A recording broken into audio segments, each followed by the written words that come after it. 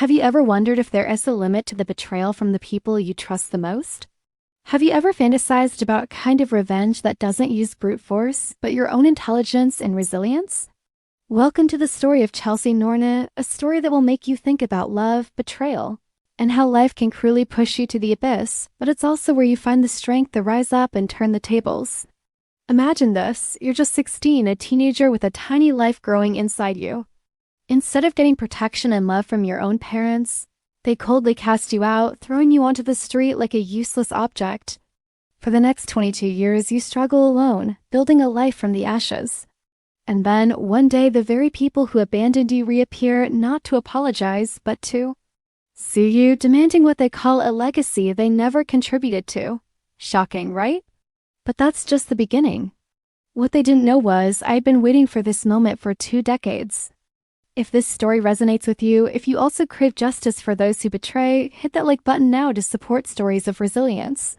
And if you don't want to miss any part of this dramatic journey of revenge, subscribe to the channel and turn on notifications.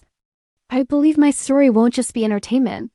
It's a reminder that sometimes the sweetest revenge is to live a better, stronger life than what your enemies ever expected.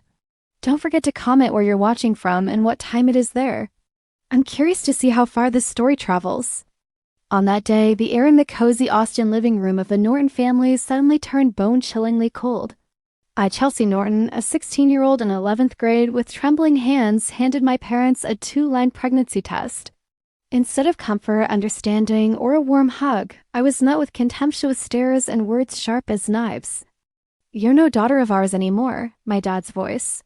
Patrick Norton was terrifyingly cold, as if he were reading a death sentence to a stranger. He adjusted his watch, a familiar habit whenever he wanted to appear powerful and detached, avoiding my gaze as if I were a failed business deal. My mom, Andrea Norton, didn't scream. Her silence was more frightening than any shout.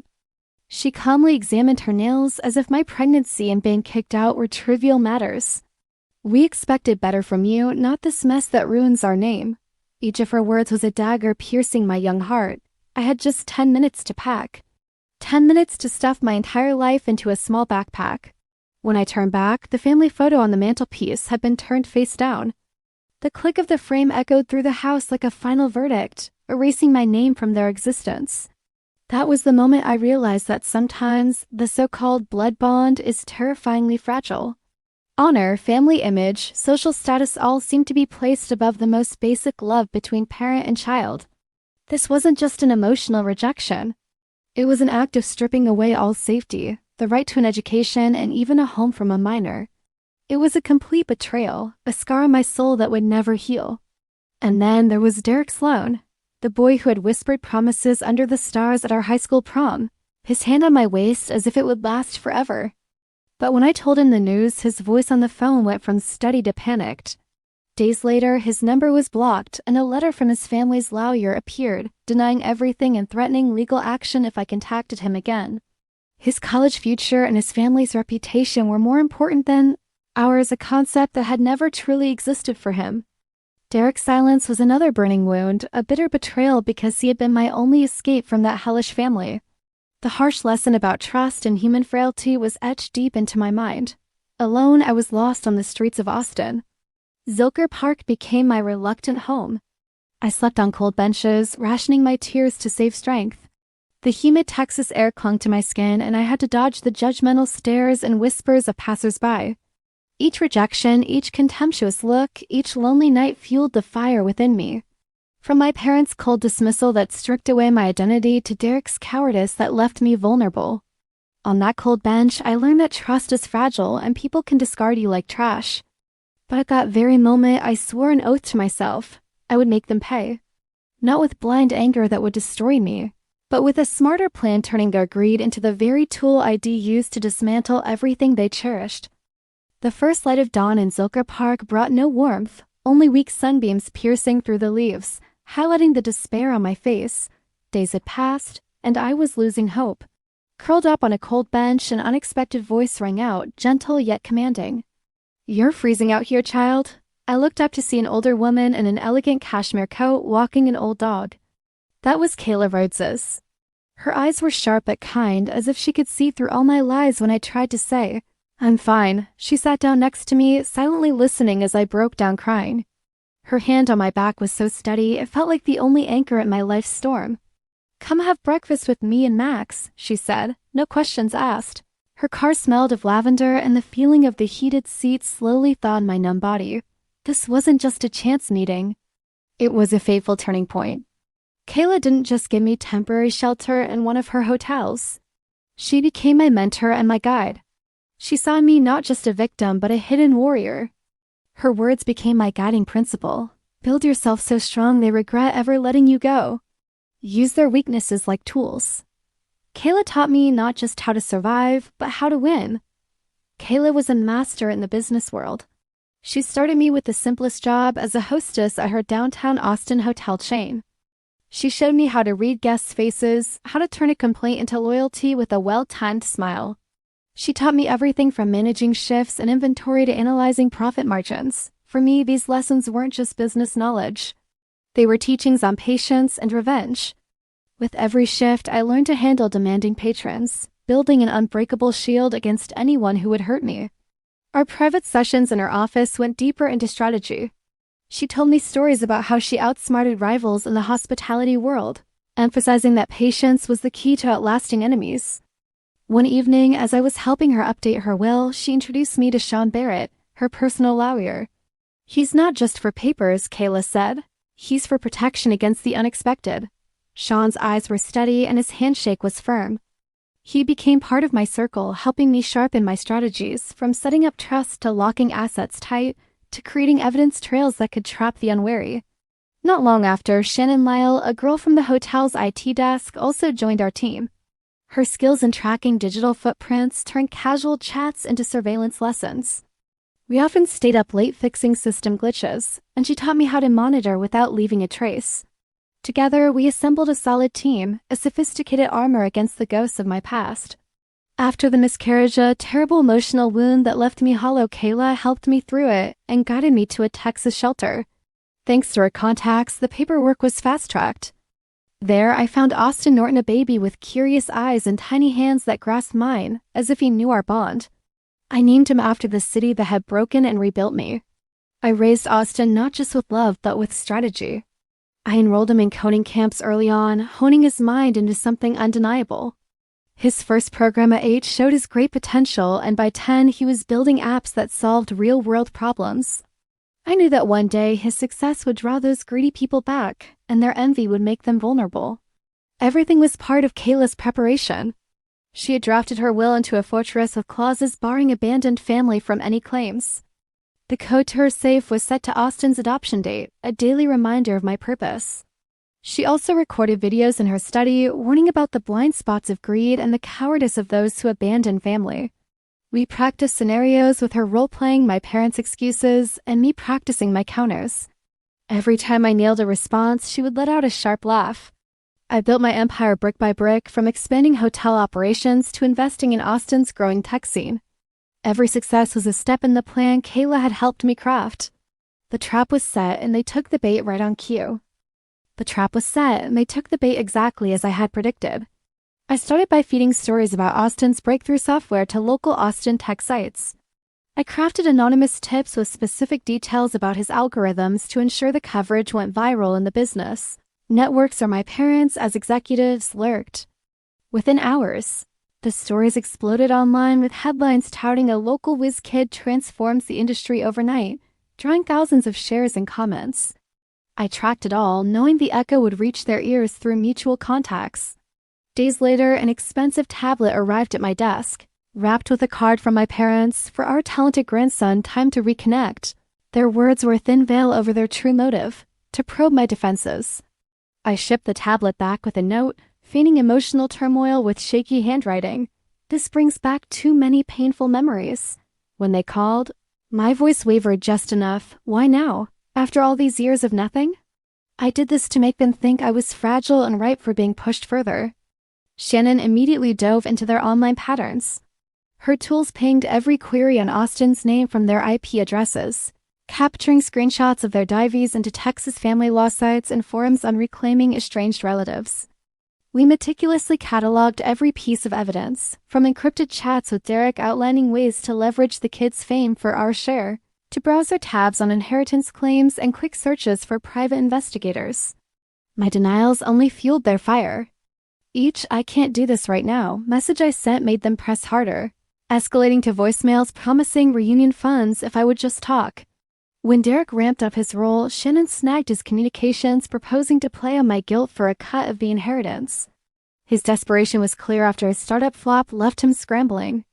I dangled hints and traced calls that Shannon secured, casually dropping that Austin's project could be worth millions if it scales. Watching their eagerness spike through increased surveillance hits, their oversteps mounted quickly. My parents cornered Austin at a coffee shop near his office, demanding family time to make up for lost years. Austin met them with the polite brush-off I had coached. Andrea's social media posts lamented estranged kin seeking closure, but Shannon linked them to hired influencers, amplifying the narrative for sympathy, exposing their manufactured pity play. Every step lured them into overreaching. Their escalating aggression was the signal they were primed for the fall. Their sloppy emails and calls provided the ammunition I would use to seal their fate. Their desperation was my leverage. I started sowing distrust by planting anonymous emails through Shannon's untraceable accounts. One to my parents hinted that Derek was skimming their reunion funds for his own debts. Another to Derek suggested my parents planned to cut him out once they secured Austin's wealth. Their replies grew erratic. Patrick's messages to Derek demanded clarity, accusing him of betrayal, while Derek fired back, "You're the one stringing me along." I fed the chaos with fake intel, slipping into a call with Andrea that Austin's software patent was valued at $10 million. Watching her voice sharpen with greed as she whispered to Patrick about our stake, Shannon rigged call recorders to capture every word. Their threats escalated from "you owe us family access" to "we'll sue for what is ours if you keep dodging." Derek's voicemails grew bolder, his tone slimy as he pushed, "Think of Austin's future, Chelsea."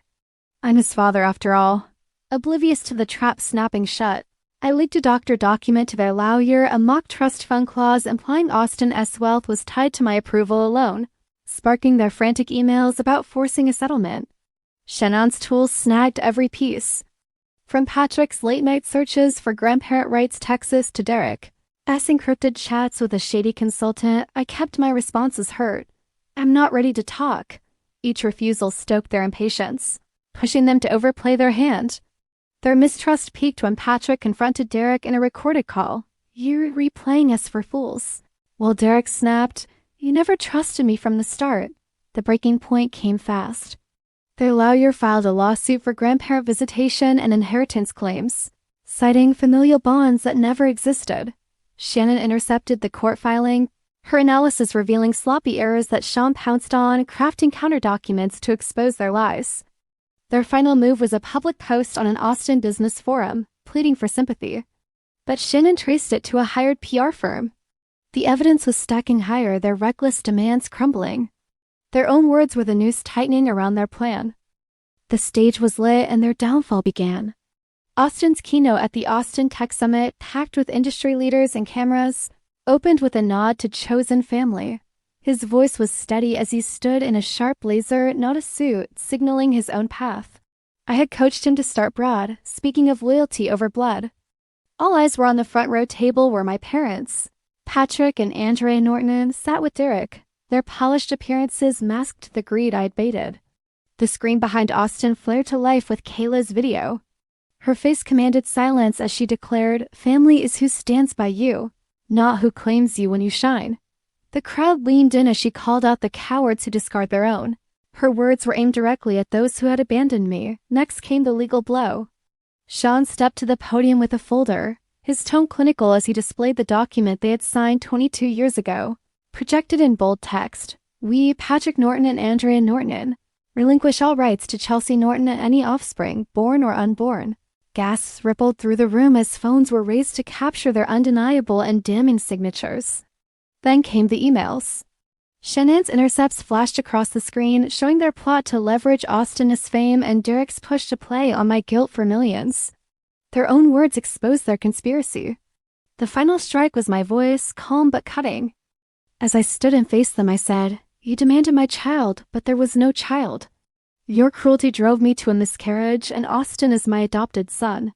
Not your blood. The room erupted in murmurs as their faces collapsed under the weight of the truth. There was no grandchild to claim, no wealth to seize. Security moved in as Sean announced emergency restraining orders. Served on the spot to Patrick, Andrea, and Derek, barring them from contact. Their humiliation was broadcast live on Austin's tech feeds. I watched them being escorted out, their heads bowed under the crowd's judgment. My satisfaction was cold and absolute. The fallout from the Austin Tech Summit spread like wildfire. Clips of Patrick and Andrea Norton's exit, heads bowed, racked up millions of views on Twitter within days. Their small real estate firm lost 3 major contracts overnight. Clients cited reputational risk as the video trended under hashtags exposing their greed. By the next week, their company's board ousted Patrick as chairman. His decades of connections were severed as partners distanced themselves from the scandal. They sold their Austin home at a loss and relocated to a cramped condo in Scottsdale. Their social circle shrank as neighbors whispered about their disgrace. Derek's fate was bleaker. His emails to my parents were flagged by Shannon's contacts at a local accounting firm, tipping off the IRS to his hidden offshore accounts. A federal audit hit him hard, uncovering $500,000 in unpaid taxes, leading to charges that promised up to 3 years behind bars. I offered no leniency, my silence a deliberate choice as their worlds unraveled. Sean ensured their legal challenges against Kayla's will collapsed in court. My revenge didn't stop there. The Kayla Rhodes' Foundation for Young Women became my triumph, funded with $1 million from her estate to support single mothers in Texas with housing and job training. At the opening event, surrounded by grateful faces, I turned to Sean and pulled a ring from my pocket. "Will you make this family official?" I asked, my voice steady, and his grin was wide as he accepted. Austin cheered beside us. The foundation's first grant went to a 19-year-old coder.